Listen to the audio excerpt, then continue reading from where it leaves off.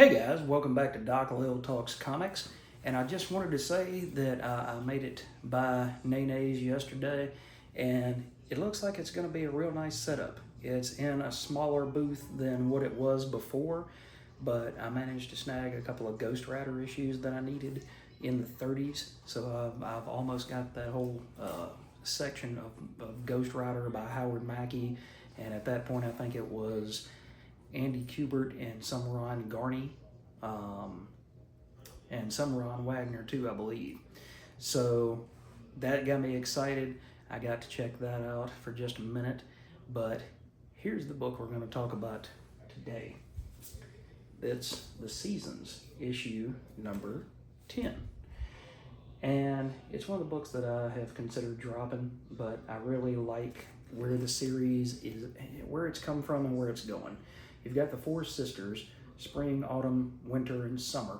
And in this issue, spring and summer are trying to break the world of winter's curse. Apparently, winter, who has, they've all been kind of uppity. They've all been self-important. And Winter finally got to rule her kingdom because she had a mirror and she looked into it, and when she looked into it, then she became the queen of everything, and she loved it. She got used to it, and so she wanted to continue her rule. Well, you get to see the two sisters, and they finally find her mirror, and it's broken. And so Spring, the youngest of the sisters, says, "What if we put it back together again? If we put it back together again, maybe we can come back to reality."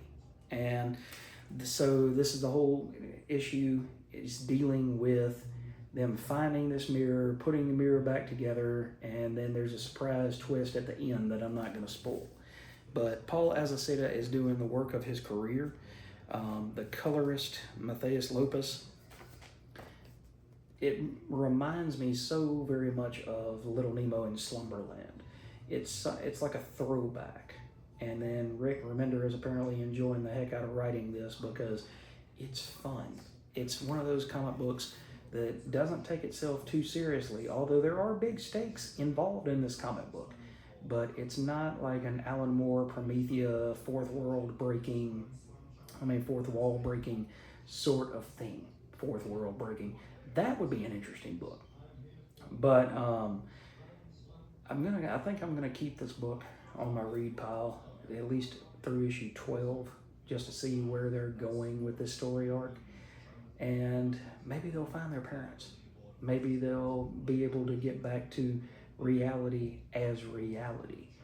But if you like Little Nemo in Slumberland, I've got one of those Sunday Press books, and I need to do a review on that. But that book is huge. That is one that I would have to zoom halfway across the room to zoom out to show you, because it's bigger, I believe, than one of the Batman giant-sized books. But anyway, this book, I really enjoyed it, and I really do continue to enjoy it because you get an understanding that Rick Remender really loves these characters. He believes in the stories that he writes. He believes in the characters. Sometimes you just get somebody writing a book and it's a job. It's a Monday through Friday, 9 to 5. They create these characters with nothing, and then they take that nothing and add just a little bit of salt on top of it, and then they call it done. Okay? It's the difference between going to a mom and pop restaurant where they make mashed potatoes and they go and swirl them by hand with a spoon to make sure that the consistency is right, and instead you go to KFC and you have KFC mashed potatoes, which are not bad. They're not bad, but they're not like homemade. And Rick Remender is like homemade as opposed to some other writers who are more like chain food, if that makes sense. So if you haven't been reading The Seasons, you really need to check that book out. It's a breath of fresh air as far as it's not superheroes, it is fantasy, but you get in that fantasy characters who kind of reach out and grab you, and they feel real to you. They feel like, these four sisters they may not live where I live, but they could live somewhere. And you keep hearing about the Seasons sisters. It's not quite as good as the Pointer sisters, but I digress. Anyway, guys, thank you for watching these videos. If you have not yet, like and subscribe to this channel, and you'll get more of these kind of videos each and every day. I've got a lot more content coming your way. We're gonna do the Wednesday pull list on Wednesday, and then Wednesday pull list on Wednesday. You can tell I'm a little bit tired, but we'll do the new comic book day list on Wednesday for the stuff that I get. And then I've also got a video with Absolute Wonder Woman issue number 20 coming out. I'm gonna drop that book, I promise, but I had to see how Season of the Witch finished. So we've got that coming up, along with a lot of other videos. I might go and take the opportunity to go get either that Miracle Man artist edition with Totalman, or I might do the Little Nemo book, so that you can see what I'm talking about when I'm talking about the seasons and the way that the muted colors, but how they really pop. It's weird.